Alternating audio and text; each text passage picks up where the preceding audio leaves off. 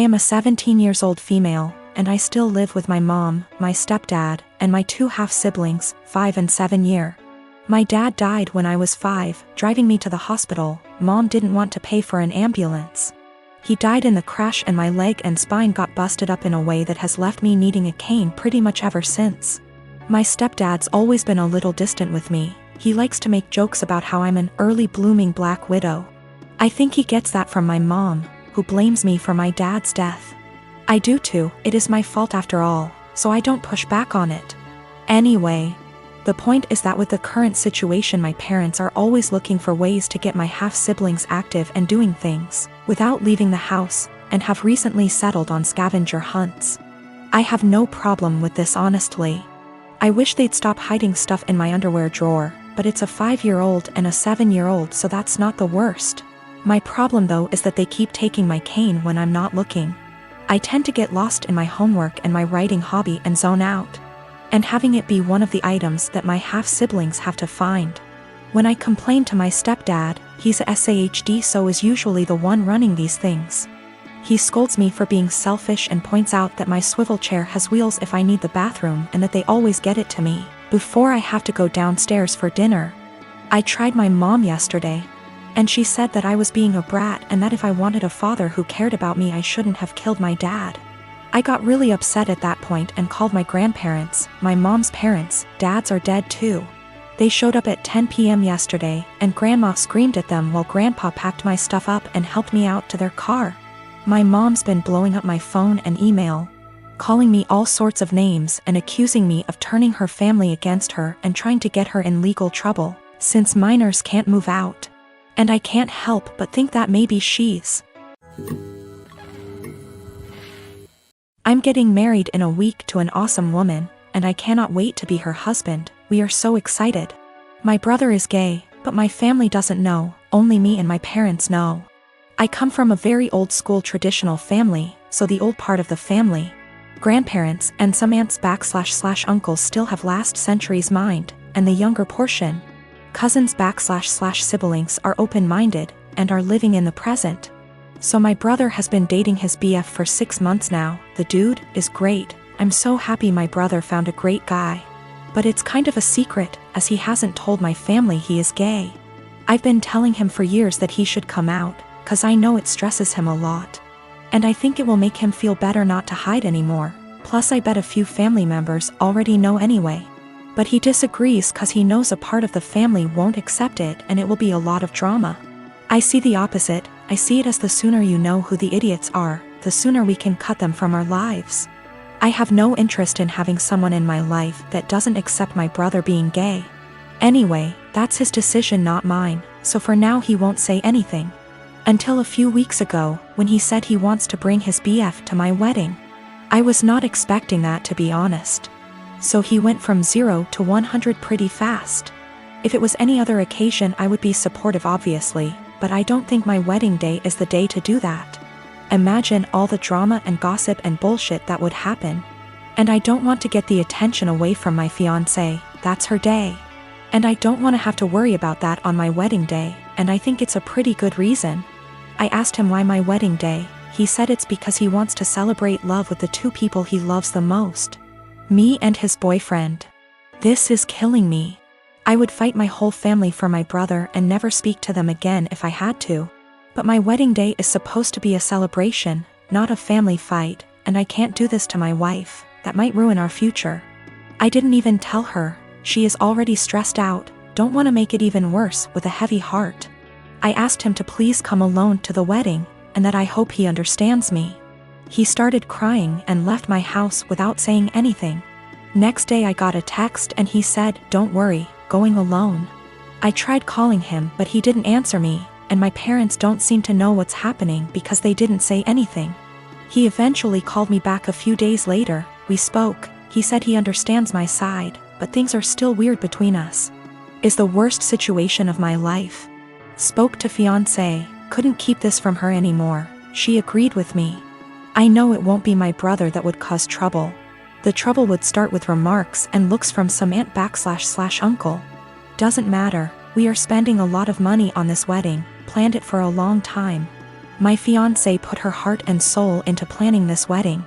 I don't want to see my bride or mom crying, or some idiot uncle insulting my brother. Literally every other day of my life I will support my brother's decision to come out. Even at the wedding, I would obviously defend him. But the point is, not at the wedding.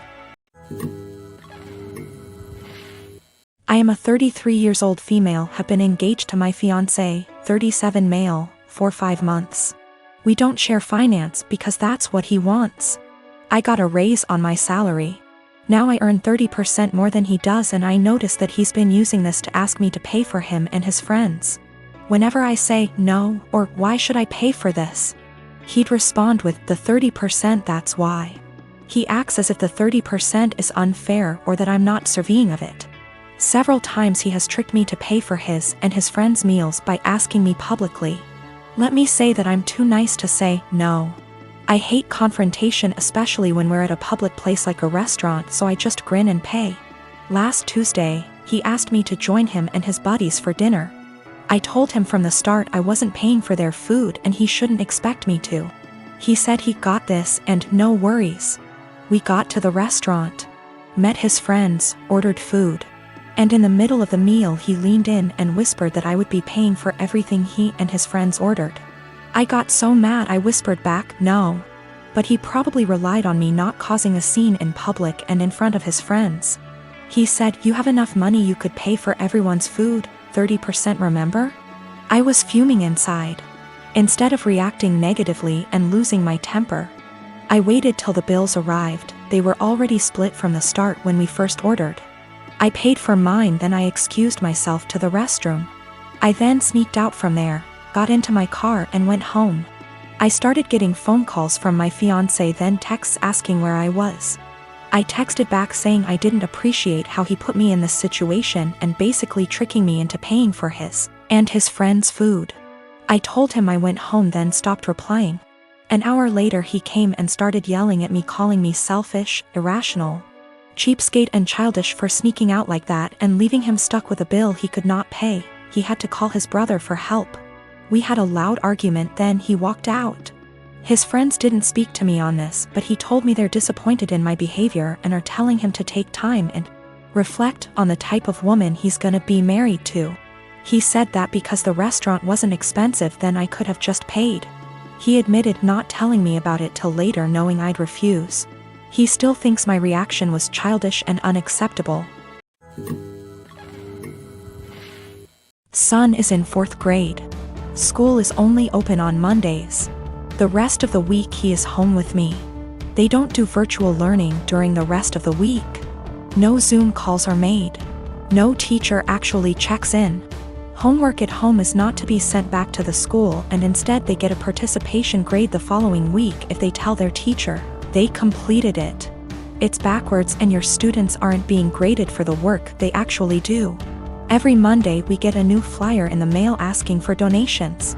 Last week we got a flyer that said to send out 20 emails to individuals to ask them for donations, with the promise of prizes for participation. They also had other prizes on this flyer. Basically, the more people who donate using your name, the bigger the prize you get. My son wanted the headphones prize. Nowhere on the flyer did it say how many donations was needed.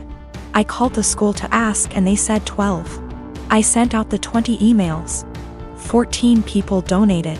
The donation list was to be emailed to the school with the student ID, and we were to pick up the prizes this past Monday.